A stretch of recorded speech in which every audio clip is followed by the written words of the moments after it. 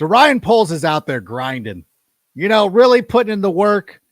He's there all hours of the day. He's put a bed in the facility there, Hallis Hall in Lake Forest, Illinois.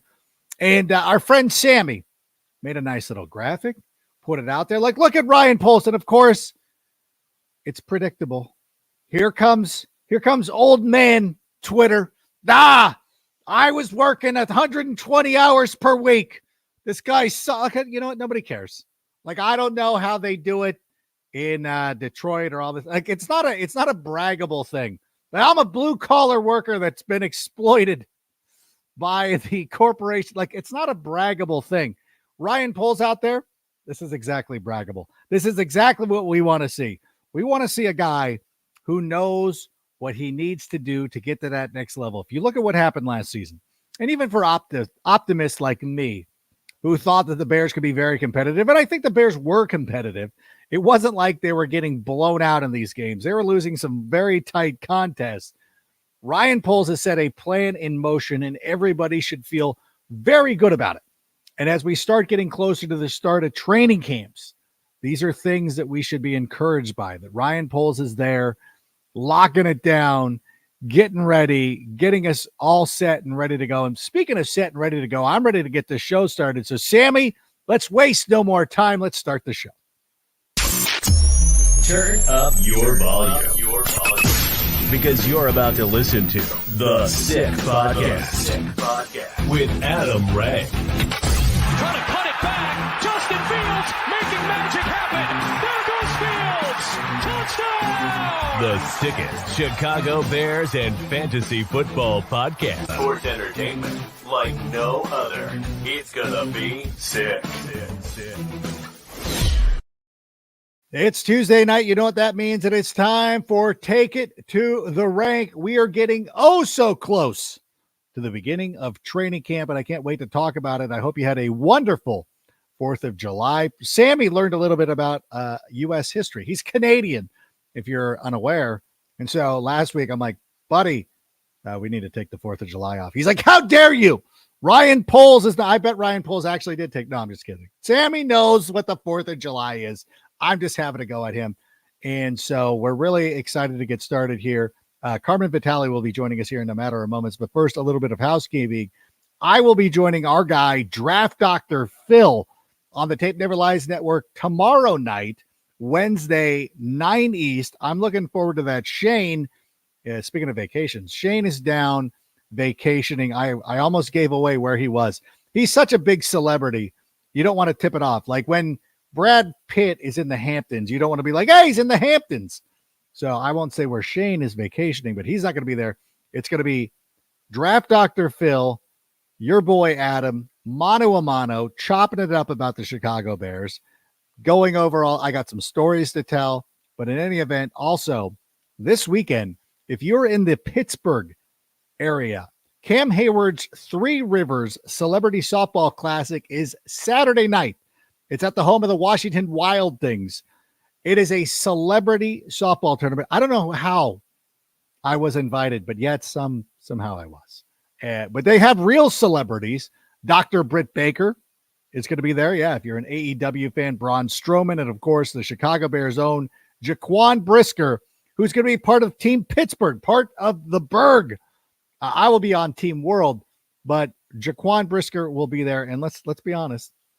I'm going to try to ingratiate myself with Jaquan Brisker, try to get him on the show. I don't know if he's going to do it, but we're going to try. So hopefully him and I will be best friends by the end of that night.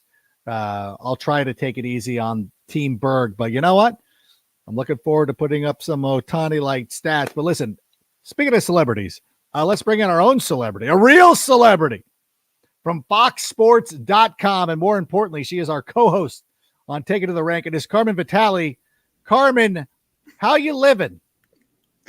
I'm great. It's a beautiful evening in Chicago, Illinois. So I'm wonderful.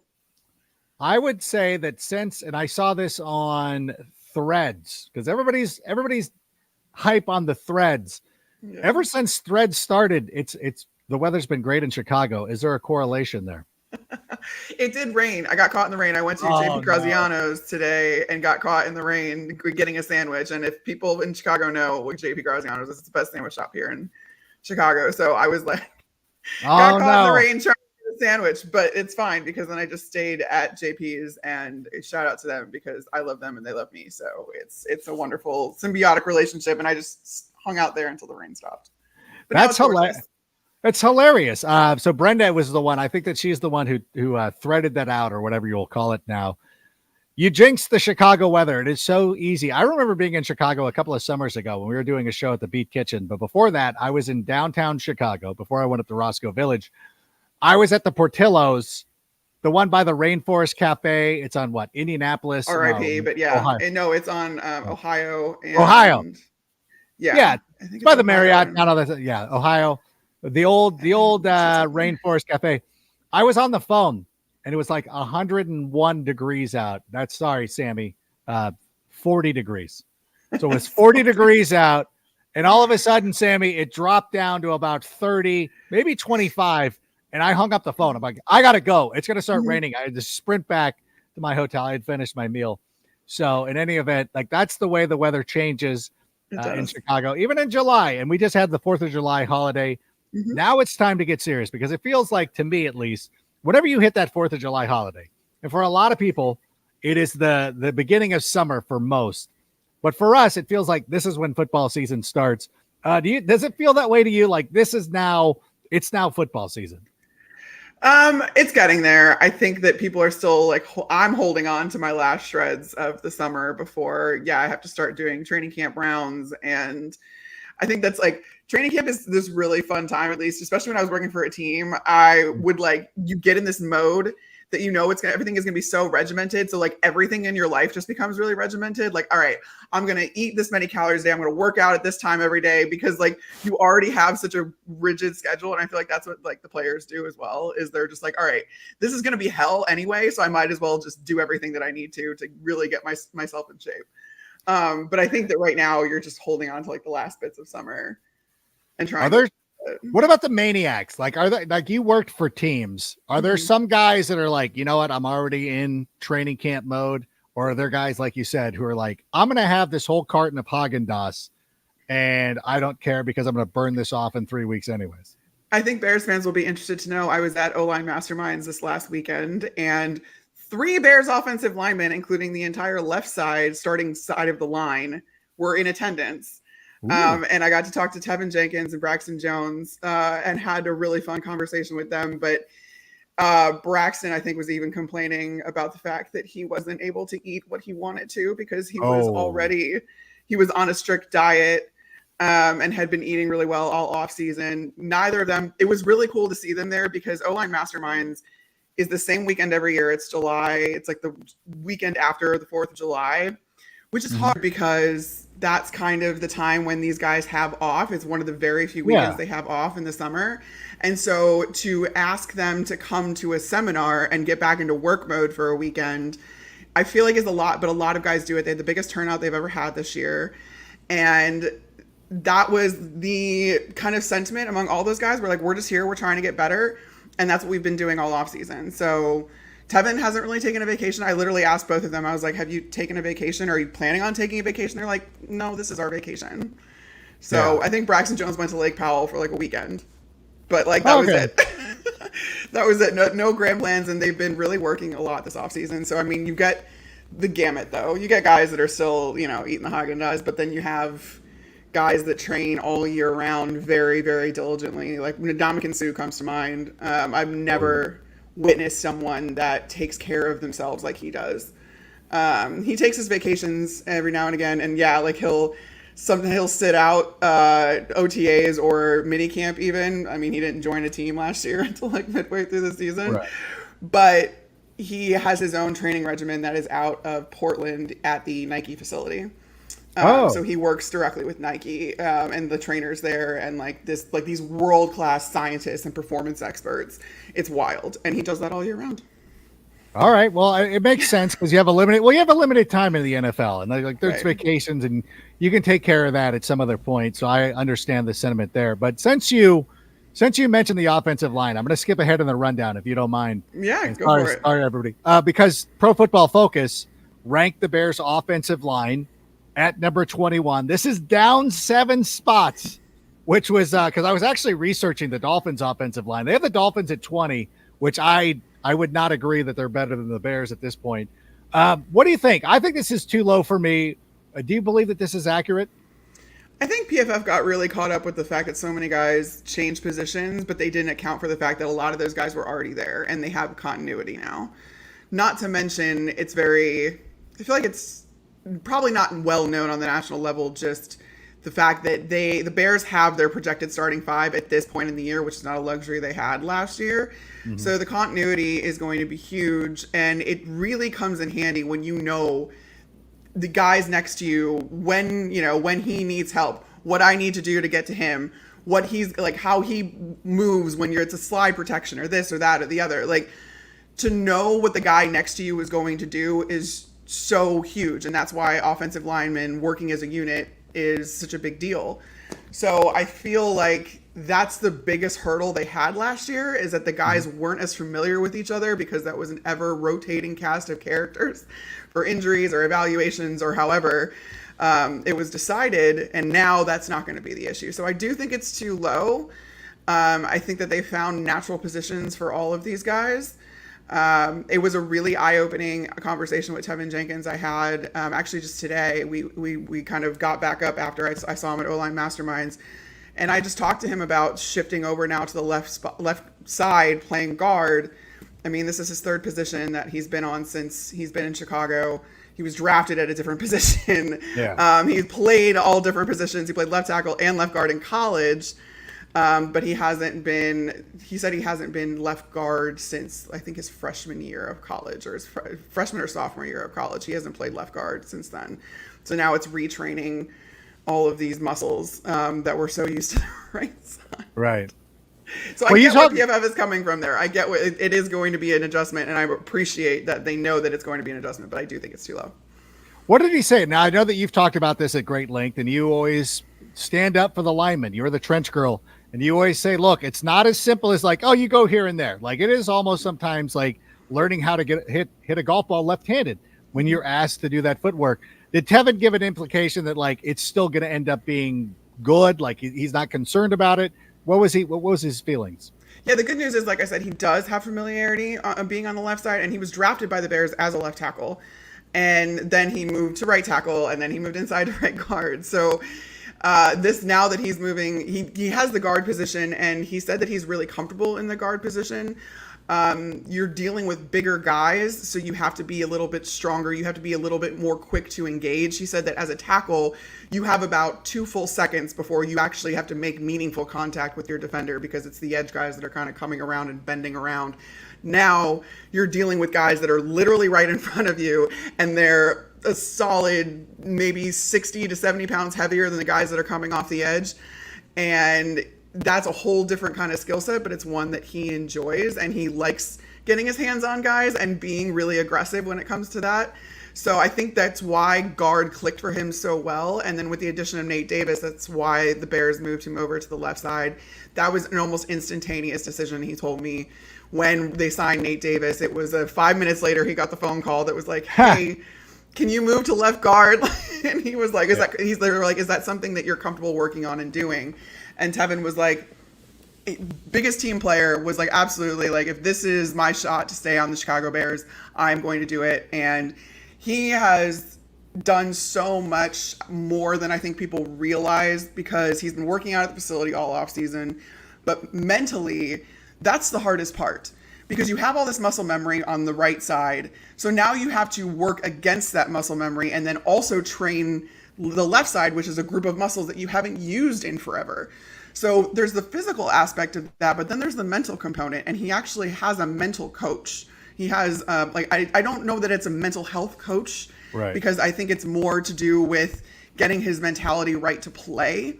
But I'm sure that's all encompassing. But it was somebody the Bears referred him to, and it was really important to him because he knew that if he was going to be making these adjustments and adapting, the biggest part of that was mental.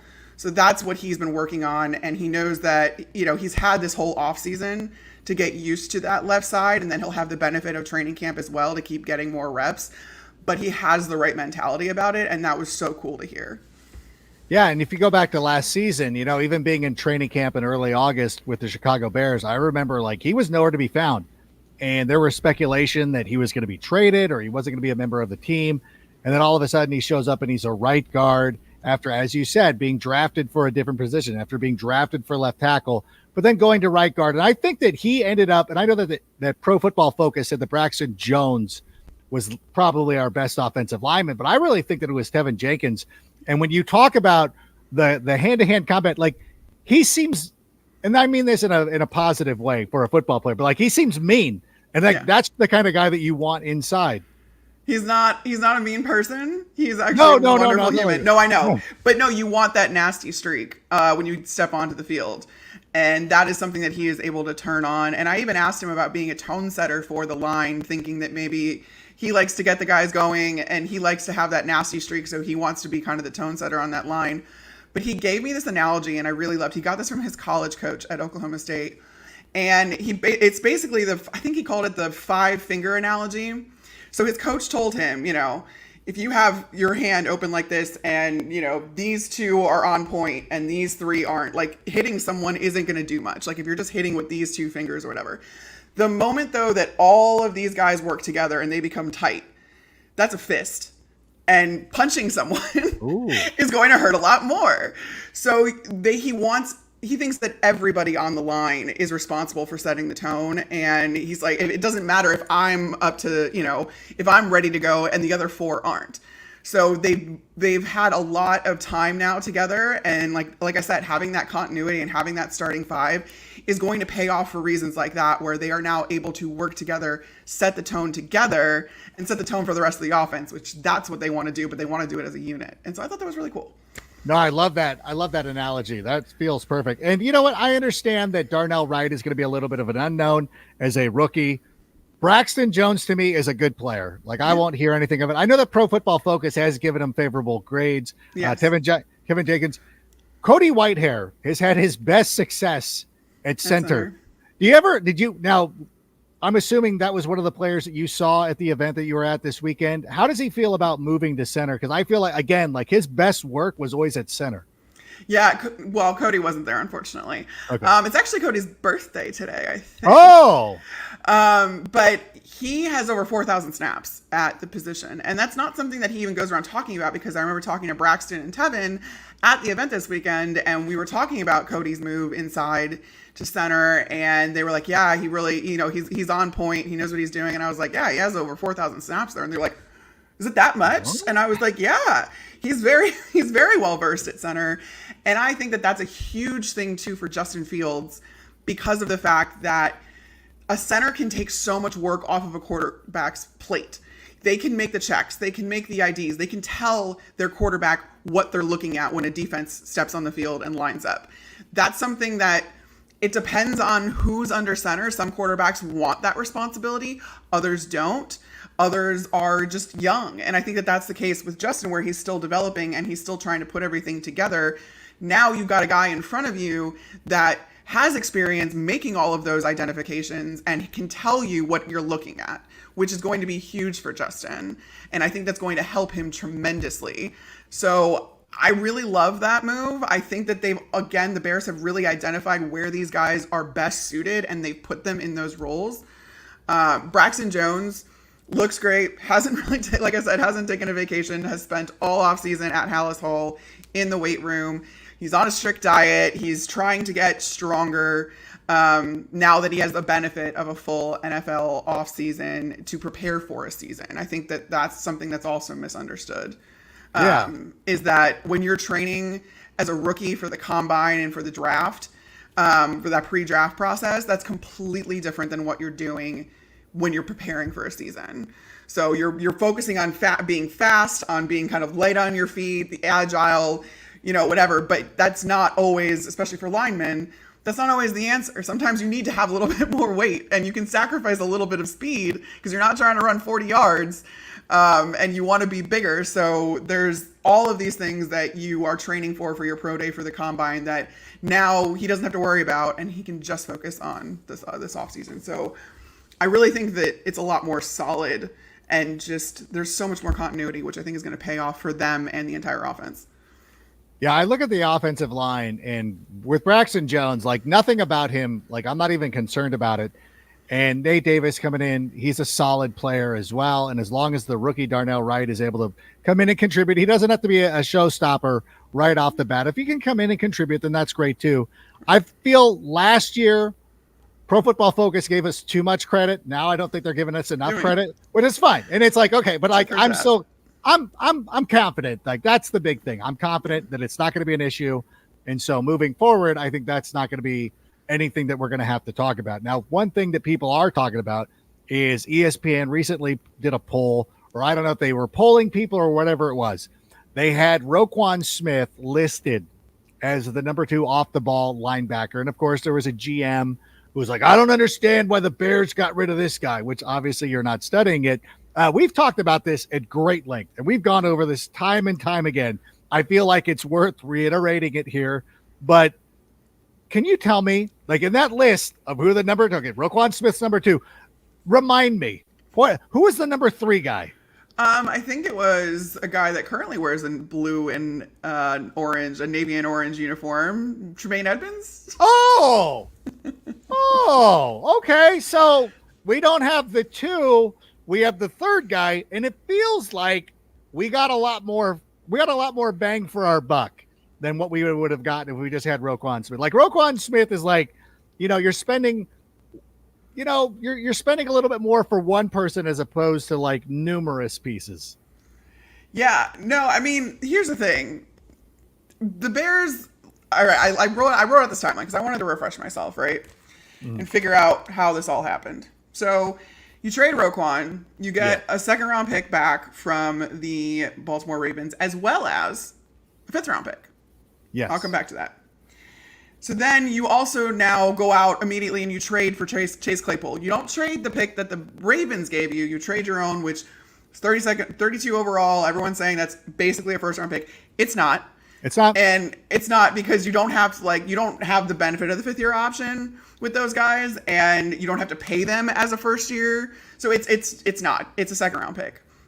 I get for choosing purposes, whatever. But anyway, that number 53 overall pick turned into Javon Dexter for the Bears, who they expect to compete for that starting 3 tech spot. And they draft on traits. That's something that Ryan Poles has been very transparent with. That's why they have Darnell Wright when a lot of people didn't think he was going to go that high.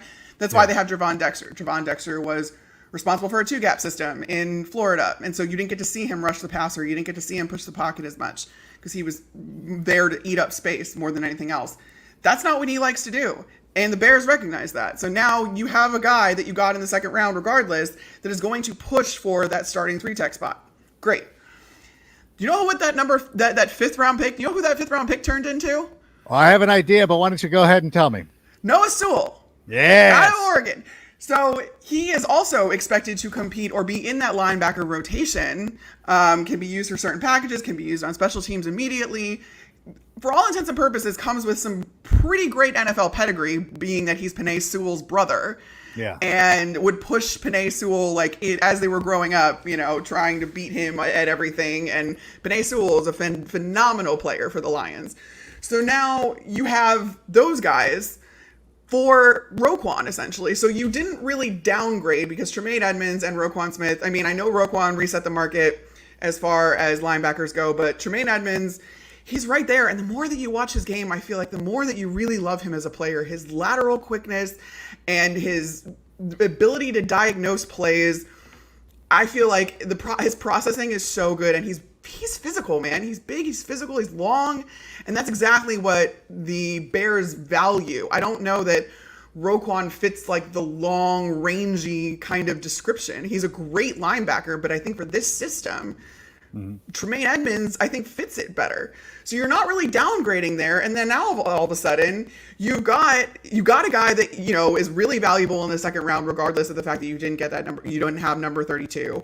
And then you got Noah Sewell, who could end up being a really good player for this franchise. Yeah, there is still more to that too, because we got TJ Edwards. So right. we were and able then to in free agency, you get him, who I think is really underrated too. I mean, this is the guy that wore the green dot for the best defense in the NFL last year. So, and this will be always the thing that people go back and they'll point to, and they'll be like, well, you gave up Chase Claypool for the 32nd overall pick, the first pick in the second round. And Joey Porter Jr. is the guy who was drafted there.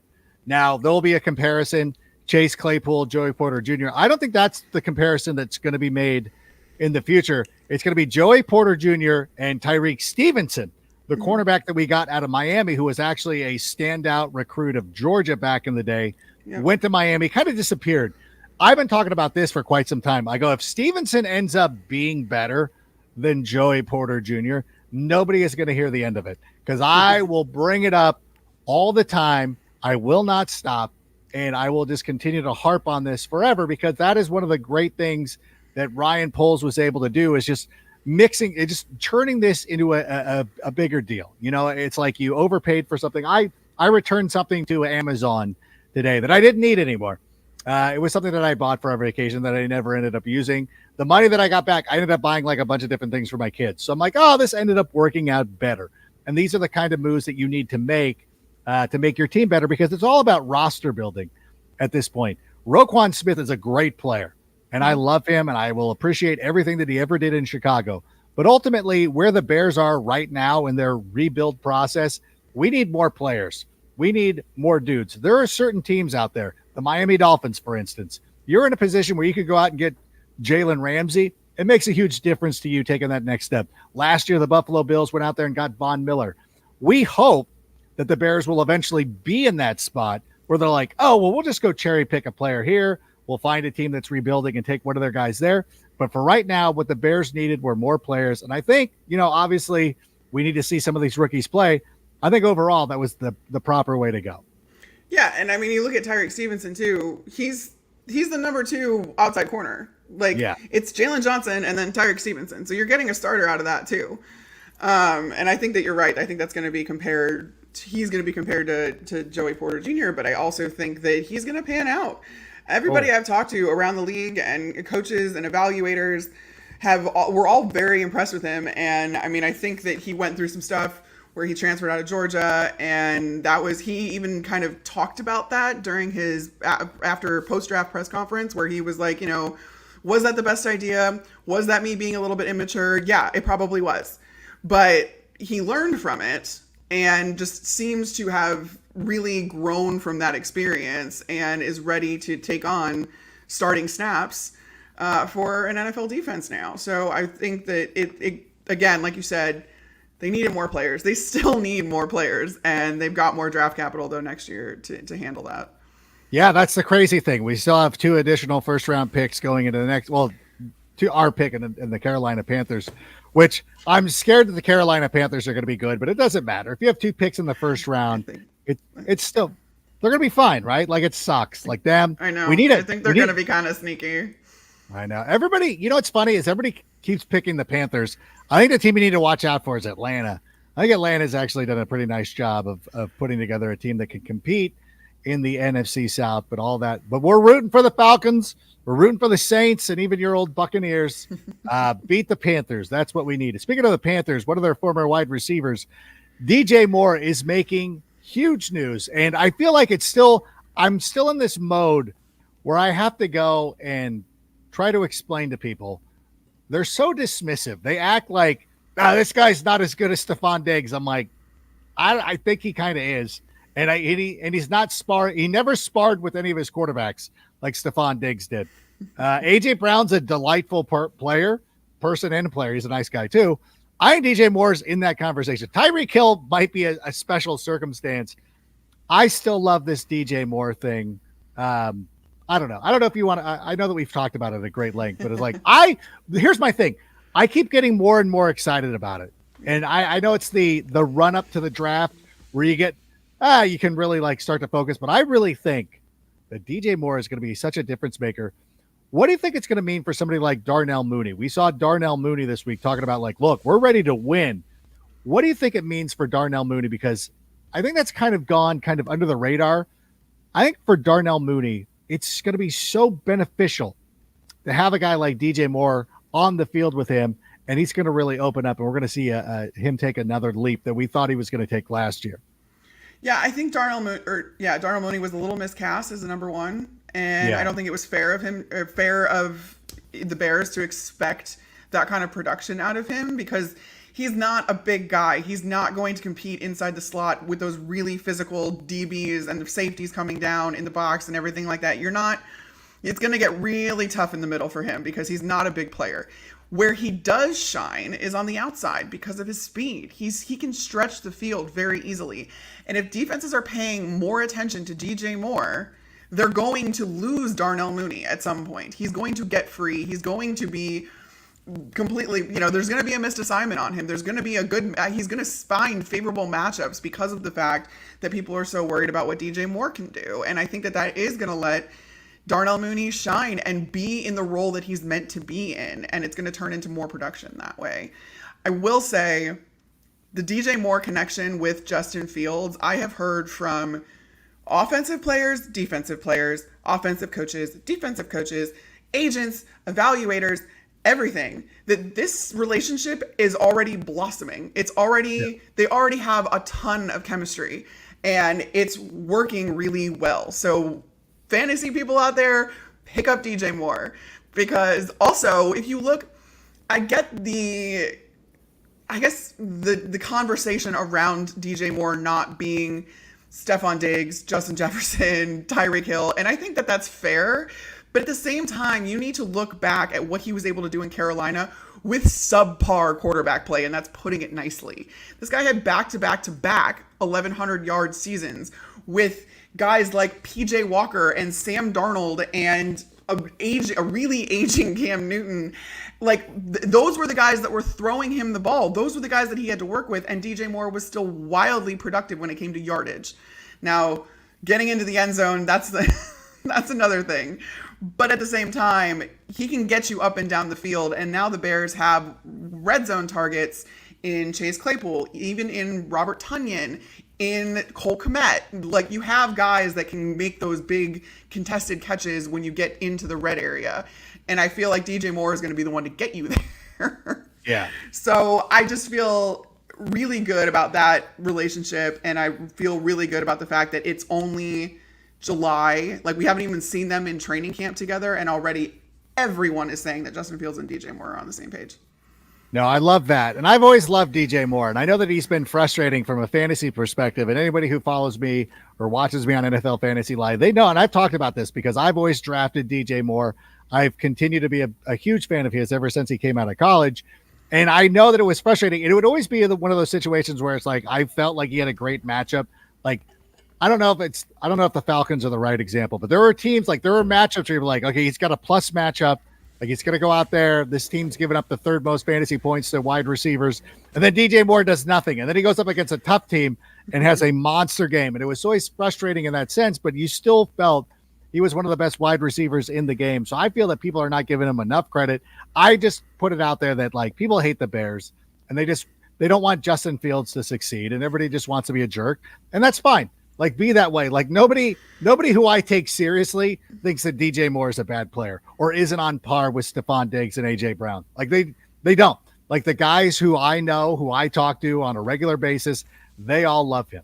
And there's nobody. There's nobody. I don't want to burn anybody, but no, there's nobody who feels that way. I think he's great, and I think he's going to be fantastic. I know a lot of people. I always love the mathematicians who are out there based on, and you can't do based on anything because the offensive line should be better. Mm-hmm. I know there's targets to be spread around. I don't want to get into the nitty gritty of is he going to get 140 targets? Is he going to get 160 targets? The hope is that the Bears run, and they could run pretty well. And if he gets 140 targets, he's going to have 1,200 yards. If he gets the end zones, the touchdowns, they're volatile. It's a very volatile statistic. I know it's frustrating to people who play fantasy, but look at guys like Julio Jones, who always had problems like getting into the end zone. Getting in the end zone. Chase Claypool during his rookie season had 11 touchdowns, or he had 9 or something. He did very good getting into the end zone. So I don't think that you need to worry about that part of it, but I think that the Bears have got themselves a very good wide receiver. And it feels like for the first time and since Brandon Marshall was in town, maybe Alshon Jeffrey. I think this is good.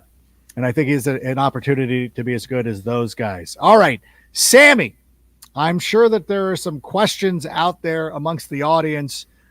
We've, again, gabbed way too long without indulging our audience, and I apologize to that. Melbourne Bartholomew, Gervin Dexter Sr. is preparing like a vet more than a rookie, putting in OT, and the Bears culture seems different with the vets putting in overtime together. What do you think about that? I think that, perhaps it's because I watch social media too much, but whenever I see these guys, it always feels like they're out there grinding. I don't see a lot of party videos. I see a lot of guys going out there and putting in the work. What do you think? Well, when we heard from Justin Jones in minicamp, he talked about how Gervon Dexter and even Zach Pickens, a lot of these rookies were preparing like vets.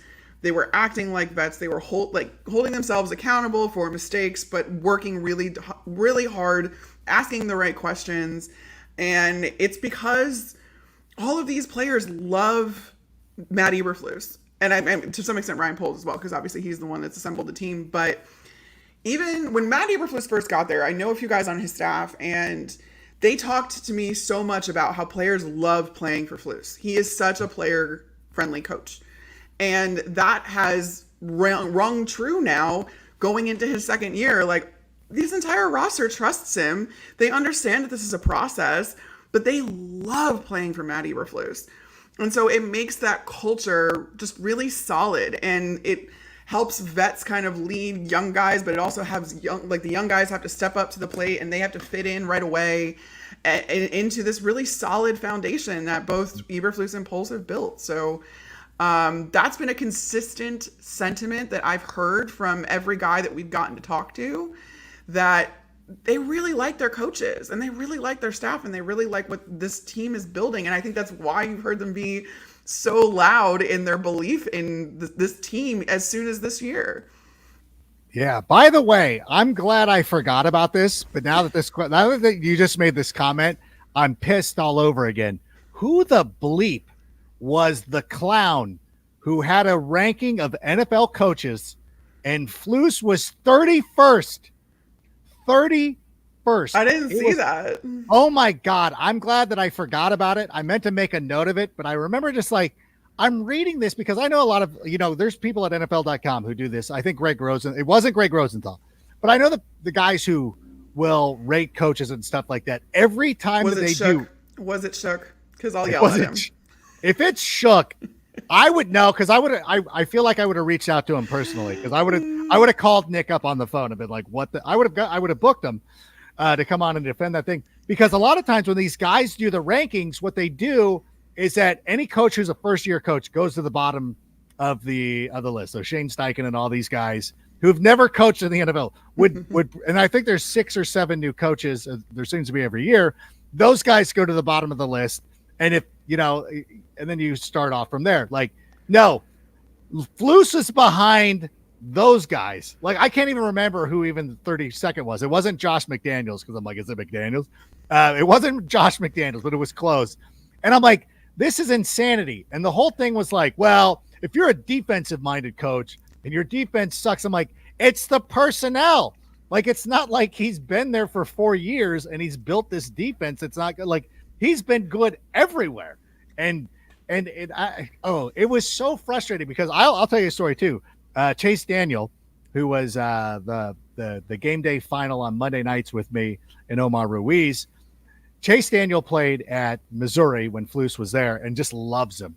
Just loves him. I've never met a person who's like, this guy isn't a great coach. Like, even a guy who didn't play. Like, I remember I ran into one of the guys, we had a little reunion for some of the NFL publishing people, and my friend Brian Peterson, who went to Missouri. Even then, even him comes up and like, Flus, like guys who are just so far removed. It's insanity. Who are the 30 coaches are better than? That's the dumbest thing I've ever heard. I think that's more given the fact that all of the progress that Flus has made up until this point has been pretty intangible. Like, there's no stats you can point to say that he's turned this franchise around in his first year. And we've gotten accustomed to coaches kind of being able to do that, but it's kind of all smoke and mirrors because you have to be, like you said, set up with the personnel in order to succeed in your first year. And that's not a luxury that Flus was given. And the fact that he wasn't, and the fact that he does have the belief in the team, despite the fact that they've had to go through all of this turnover, I think is very telling. And again, like you said, if you talk to people around the league, if you talk to people that have played for him, coached with him, played for him, nobody has a bad word to say about this guy. And he is super low key when it comes to the media too. I think that probably hurts him. Yeah. Flus gives us nothing. Like nothing. Like if I didn't hear from these players and these coaches that he had a personality, no offense, I would not think he did, because he doesn't really have a personality with the media. Yeah. And that's fine. Like that's not a prerequisite necessarily from being a coach. It helps, I think, but he doesn't give us any information. Like he wouldn't even tell. He told us Darnell Mooney was on track in minicamp and in rehab, but like wouldn't tell us what that meant. So like, I get that he likes to keep things close to the vest and he doesn't, really trust the media, given that it's his first time being a head coach. And I think that's totally fair.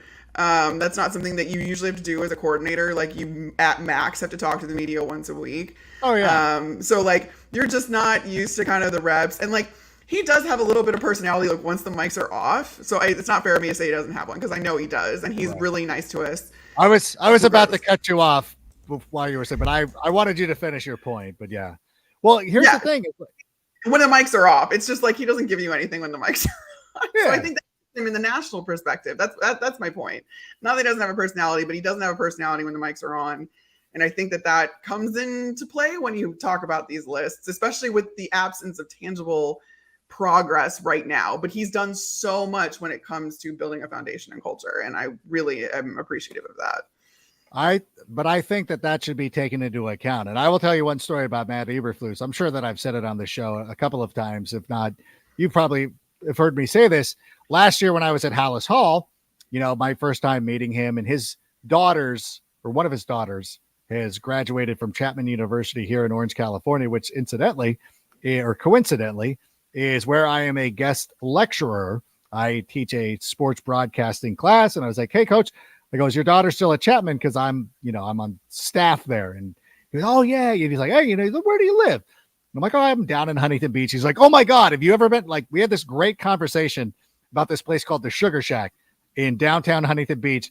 Like, could not be like a better like, oh my God, like we're bonding. Like this is going to be the greatest interview of all time. And then once the lights go on and it's Stacey Dales, me and Coach Blues, then it's like, what happened? Like, what happened who are you? Who are you? Fun guy? Right, exactly. Like that. Yeah. But he has a wonderful, he's like I said, he's a very sweet man. He's really nice. And he is very jovial when the mics are not on. Yeah. But then the minute the mic comes on and the lights are on and he's sitting at that desk, it's like, we're not getting anything out of you today, are we? Yeah. So I think that hurts when, from the national perspective, when that's all national writers see, or national pundits or whoever it is, when that's all you see, I mean, that's not inspiring any sort of belief or whatever. Right. So again, like I said, in the absence of tangible results, this was a 3-win team last year. The defense was horrendous. And I'm not saying that was Flus's fault because he had nothing to work with, but I can understand where that ranking comes from, although I don't think it's fair. And I think that the Bears might surprise some people this year. Every first-year coach should be behind him. They just should. That's fair. And if you wanted to put Frank Reich ahead of him, I'm like, that, I don't know. Flus has never been. Frank Reich's a great coach. I do too, but you know what? One of them's been fired from their job as a head coach. One hasn't. And that's a reality of the job. You can't judge guys for getting fired. Everybody gets fired. I would not. I know that's the thing too. Is like I always feel like the NFL is like a corporation. You don't get fired, you get demoted. Like you're demoted to some other, and you got to transfer to our Cleveland branch or whatever it is. You were living in Miami, now you're going to Cleveland. Sorry about your luck. But I love Flus, and I hope I thought too, you know what the thing is? He's also like a dad. Like, you know what I'm saying? Like he's literally a dad. You see Kyle Shanahan out there wearing trucker hats. He's very happy. Matt LaFleur has the manicured eyebrows. You're like, okay, like those guys are movie stars. Flus cool is just guys. like, he's like, like it's a boys club. You know what I'm saying? Like Flus, like if it's like a CW show with like Sean McVay and Shanahan and LaFleur. It's a CW show. And then Flus would play like the principal. Like, oh yeah, like the old stodgy principal or whatever. But we love him, and I'm glad that he's in Chicago. Dayball's like fun too. Like he's kind of like I get it. I get that part of it. But 31st is the dumbest thing that I've ever heard. Okay, how about another question, Sammy? I'm sorry. I'm grandstanding. Ron, what's going on? DJ Moore never had a good quarterback. Now he does. Okay, first of all, if you're coming up, Ron, first of all, thank you. We appreciate you donating the $2 and getting your question asked. Don't besmirch my guy Sam Darnold like that. No, I'm kidding. But it does make a lot of sense. I think that Justin Fields and I like Sam Darnold, but he is the most. I do too. I think that was a sneaky pickup by the Niners, honestly. Oh my God. Yeah. I think that's going to be interesting, but he didn't have any continuity in Carolina or with the Jets even. It's like he's always looking over his shoulder, and being in Tampa with the Ryan Fitzpatrick and the Jameis Winston back and forth, that doesn't end well for anybody. Having quarterbacks compete with each other doesn't work out. I've never seen that strategy work out, and that's the only situations that Sam Darnold has really been in. Right. And you think about the circumstances of where you're drafted and the kind of what you do. Like if you think about like where Jimmy Garoppolo had those couple of years playing behind Tom Brady and then was given a chance, and Garoppolo has battled injuries, and it's one of the reasons why he hasn't been able to develop into a top flight NFL quarterback. But if Sam Darnold had been in a situation where like he was backing up Tom Brady, 3 years later gets an opportunity, he would flourish. And I think that even now going to San Francisco with Brock Purdy, it's going to be difficult for him because I know that they love Brock Purdy and that's the guy that they want to succeed. Sam Darnold is going to make a lot of money for a long time because he's a good guy. He's a good teammate. People like him, and he'll be a backup as long as he wants to continue to be in the NFL. But it's unfortunate because a lot of these guys get into situations where you're not really given an opportunity to flourish. And we're seeing that happen right now, especially when you're drafted by the Jets, and it just sucks for him. How about another question though, Sammy? Jazz. Oh, you're not far away. This is a cartoon called Daria, which was famous on, I hope you're not explaining Daria to me. I am. I'm explaining it. I loved Daria. That was like my angst. Are you kidding? I was like the angsty preteen watching the angsty teenager. Like that was exactly my demographic. Okay, I didn't know if it worked out for you timing wise. I'm older than a lot of people. All right. I love that cartoon, by the way, and her brother was the best. I loved her brother. But Jazz is asking, how do we feel about the Chicago media assuming Bayless is on the roster bubble? I think that's a fair assessment. I think given what happened last season with my best friend, Bayless Jones Jr., we're still the Bayless Jones Jr. show of record. I think it's fair though. And I think that Bayless has taken it upon himself to work and to understand that the NFL changes quickly. Last year he was a 3rd round pick. He could easily be on that roster bubble. Tyler Scott is going to be there. We got Equinemius St. Brown, some other players who will be figuring into the mix as well. So he needs to take a step forward and he needs to get better. And I think that, and I tried to send some encouraging messages to him last year, even in games after the Commanders game, after the Vikings game. There were some mistakes made, but I always told him, like, listen, your talent is there. You have the ability. I hope that he can find it because I think that he brings a facet. He brings some excitement, and he can do some things. Like he's a gadgety type player, like not in a bad way, but like in a Cordero Patterson type way that like, God, if he can start to put it together, he could be a real asset for this team. But what do you think? Like, it's fair to assume that he is on the bubble. That's correct. That wide receiver room has become very crowded all of a sudden because they added from the top down. So that shifts everybody down. And whereas he was maybe the 4th receiver last year, now he's battling for the 5th, 6th spot even because you added DJ Moore, Chase Claypool, and then Tyler Scott, who was impressive in rookie minicamp and in regular minicamp. So now you still have Equinemius St. Brown on the roster and Darnell Mooney. So that's a very crowded room, unfortunately. And I feel like where Velus Jones needs to take a step forward too is he needs to be able to be trusted on kick returns. Yeah. And you can't have the fumbles and stuff like that, because they are going to need some special teamers. That's the guaranteed way to make the roster, is if you can provide value on special teams. But Tyler Scott was returning kicks when we saw him in minicamp. Like, he's going to have competition in every facet of what he could possibly do on this roster. So he's absolutely on the bubble, unfortunately, for this podcast of record. Yeah. It's a tough business. It's a crowded room. It's a crowded room now. It's a tough business. And whenever you look at players, even, as high as second and third round picks, and you wonder why they don't pan out. And, one of those things, to me, it always comes down to special teams.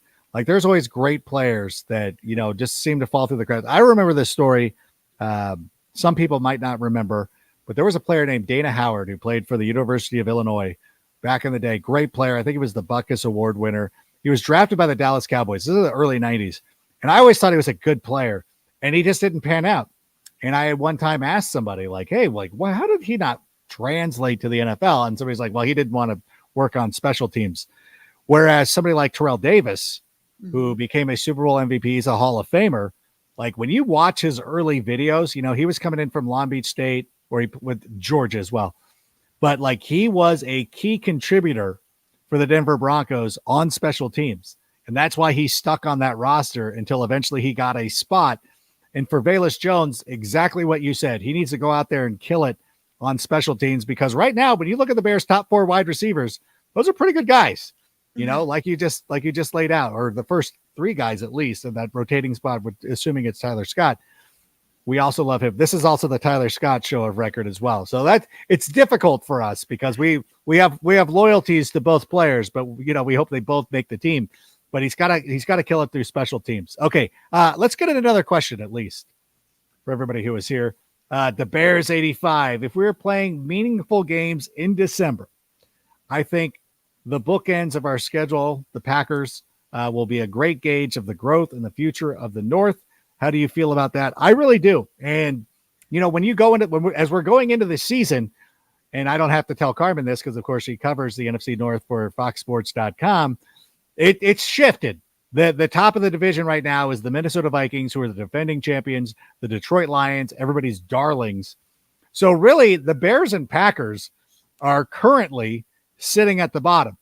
But we hope that the Bears will be moved past the Packers. I know that we both differed on how week 1 is going to go, but I think that is, I do like the idea. I hate divisional games to start the season. I wish the first 3 weeks of the year we're going up against non-divisional opponents, going out there, getting out of the way, having a week 4 rivalry week. But of course, like, not every team has a cool rivalry like the Bears, but I think it is a good way, and it's a good indication of where the Bears are going to stand, especially moving forward, especially with the Packers going with Jordan Love. I think it'll be pretty interesting. Yeah, this division, I think, and I might be a little biased because it is the division I cover, but I do think it's the most wide open. You could talk me into, I did a whole series for foxsports.com making the case for each of these teams to win the division.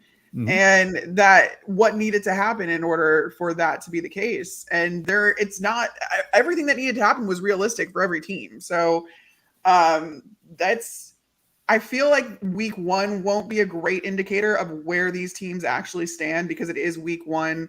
Yeah. You're relying on, like, I feel like the reason I have the Packers beating the Bears in week 1 is because they have a lot more continuity to rely on. Yes, they have a different quarterback, but they have a run game that has been one of the best running back tandems in the league for the last couple of years. They've got a lot of experience along that offensive line to keep Jordan Love protected.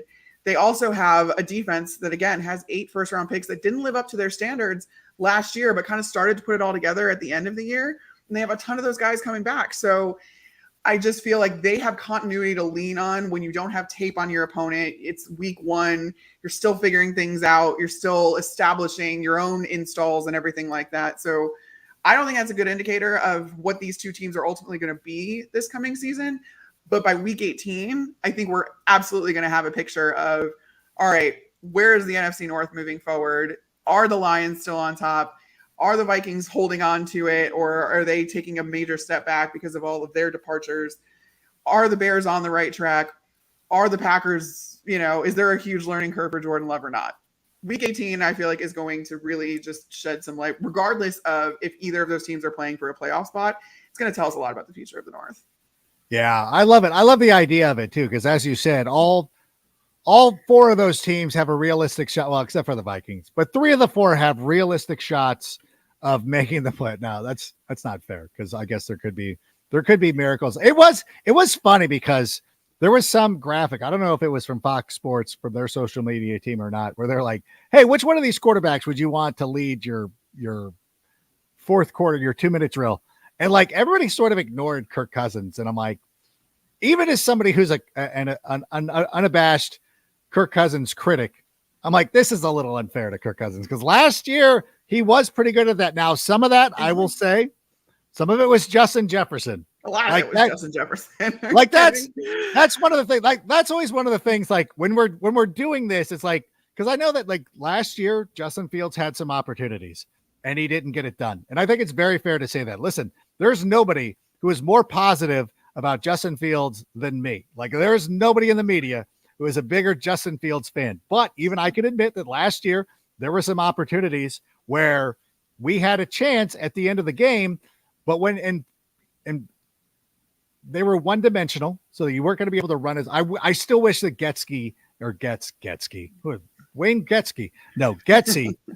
really wish that Getsy would have designed a couple of runs, even in the 2-minute drill. I know that it's going to burn a little bit of clock, but it's like, let them run, because if the defenses are going back, let them run it. Let them run behind them. My thing was, and I understand that like he had opportunities, he didn't convert. Like they lost all those games, so obviously he wasn't converting.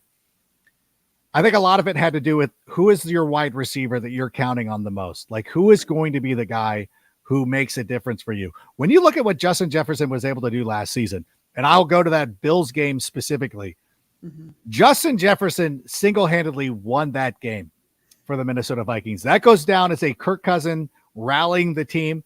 That was Justin Jefferson rushing the team. The Bears didn't have that. There are so many times that you could look like there's a ball that bounces off the hands of Equinemius St. Brown. Dante Pettis drops the ball. Valus, our guy, fumbles or even makes a great play and fumbles. There were mistakes made all over the place that I believe will get erased this year with DJ Moore. And again, as we talk about this, and I know we're going over the same points, like that's where DJ Moore is going to make his noise this season. Let's do another question though, and then we'll get Carmen out of here. I'm going to probably go. There's still too much daylight here. I got to go play baseball. I get to go play baseball with my kids and all this stuff. With all the expectations for Fields this year, what constitutes a successful season? Good stats, playoffs. Carmen, again, I know that we've talked about this before, but what is the biggest key when you're going to be evaluating Justin Fields this year? Success for the Bears doesn't look like wins and losses this year. It looks like offensive production, and that is evident by the fact that the Bears invested so much in the offense, so much around Fields, while also kind of hedging their bets and getting 2 first-round picks for next year in case Fields isn't the guy. This is the make or break year for Justin Fields. This is his chance to prove to the front office that he is the future of this franchise. And they have done everything to give him all of the support that he needs. He is out of excuses to not do well because he does have more continuity on the offensive line. He's got a true number 1 wide receiver to go to on top of options 2, 3, 4, and then even 5, 6 if you include the tight ends. You've got a really promising and I think very versatile running game that you're going to be able to lean on too. So it looks like a balanced stat line for Justin Fields. If he can get through 3,000 to 3,500 yards, maybe 25 to 35 touchdowns, that's what you're looking for out of him. And then obviously you want to still see him do some things with his legs, but you don't want him to have to rely on that. You don't want him to bail after his first read, his second read, whatever. You want to see him make those timing throws, make those anticipation throws, trust his receivers to be in the spots that they're supposed to be in, and command the offense. And that's something actually that Tevin Jenkins told me today, was how much more commanding and more authoritative Justin Fields seems this offseason, now that he's finally going into the second season of the same system. This is the first time he's going to have the benefit of that. And he does seem a lot more confident in the plays that he's calling and the way that he commands the huddle. And the players have taken notice of that. So that is success for Fields. That success for the Bears is a really good stat line. I'm not so concerned with wins and losses this year because I don't think that the defense is going to be able to match the offense this year. There's too many holes still left to fill. But if you can score points, if we can see a balanced attack out of Justin Fields in this offense in general, then you're going to be really encouraged going forward. I will agree with everything that you just said right there. But at the same time, one of the things that I would point out is that there were times last year, even though the defense was bad, where they gave Justin Fields the football with an opportunity to go down and get a tying score or a winning score or something like that. If he doesn't start converting on those, and especially now, as long as outside of DJ Moore missing the season or something like that, if he doesn't convert some of those chances, I think that there's going to be fair questions of whether it is. But I think with a lot of these quarterbacks, when you know, and it will translate into wins. It might not translate into 11. They might not be the NFC champions like Jalen Hurts was able to do this year, but it'll be a significant difference that it'll be tangible. You'll be able to recognize it. You'll be able to see it. I know that Dave Kluge was on here a couple of weeks ago talking about, like, we're trying not to put it on yards. Like, don't get caught up in, like, he needs to throw 4,000 yards or he needs to do this. It's like, if the offense is scoring points, and he is the reason why. Then I think that is going to be beneficial. And then you'll know. And then otherwise, and then you can take those picks and draft some other help because this team is still building for the future. It's not the Philadelphia Eagles last year. I think that's the important distinction. Everyone wants a jump like Jalen Hurts. The team surrounding Justin Fields is not the team that was surrounding Jalen Hurts. What about like remember last year too? The Lions started off like what, 2-6? And then ended up 9-1. If I close enough. 9-8. Yeah. I think the Lions, like, don't think of the Eagles. Think of the Lions. If they have a season like the Lions, get out. Be scared. That's what so we got into this when we did our schedule prediction show, but I have the Bears finishing, I think, on like a 4-game win streak.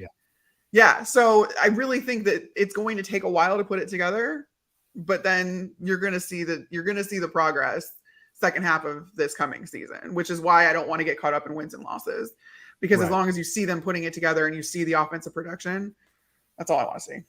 Yeah, 100%. And I think that's a very reasonable goal. And I want to thank everybody for joining us here tonight. What a great show. Sometimes when I put these rundowns together and we're doing it, I'm like, okay, like maybe we'll do 30. We'll do 45. We are able to do an hour, so I appreciate it. And that's because of the fans asking all these great questions. We appreciate you being here with us every week, especially after taking last week off at the 4th of July. We're getting closer to training camp. So, Carmen, what do you got coming up for foxsports.com? I have a couple of features based on being at Oline Masterminds in Dallas this last weekend. And again, kind of going into the mental side of what Tevin Jenkins has been able to do in switch sides, because I don't think a lot of people appreciate how hard it is. And now I have guys on record talking about how hard it is. So I kind of bring that to light. So I got a couple of features coming this week. And we'll training camps are right around the corner. So. Oh, it's very good. Yeah. So, no, it'll be good stuff. So we'll have that to look forward to. And in the next couple of weeks too, look for me to have an announcement about my future, my career with the NFL Network and everything like that. We might have some news about that over the next couple of weeks. So something to keep in mind moving forward. And as a reminder, I will be on the Tape Never Lies Network tomorrow night with Draft Dr. Phil. So be sure to tune into that. 9 p.m. It's me with more cursing because Sammy's delicate ears. It's not past his bedtime because he's a night owl, but make sure you watch the Tape Never Lies Network tomorrow night. And that's it for us tonight. Thanks so much to everybody being here. Bear down. And Sammy, why don't you go ahead and play us out? And that's a wrap. Hope you don't miss us too much until next time. Follow the Sick Podcast with Adam Rank on YouTube, Instagram, Facebook, Google Play, and Apple Podcasts.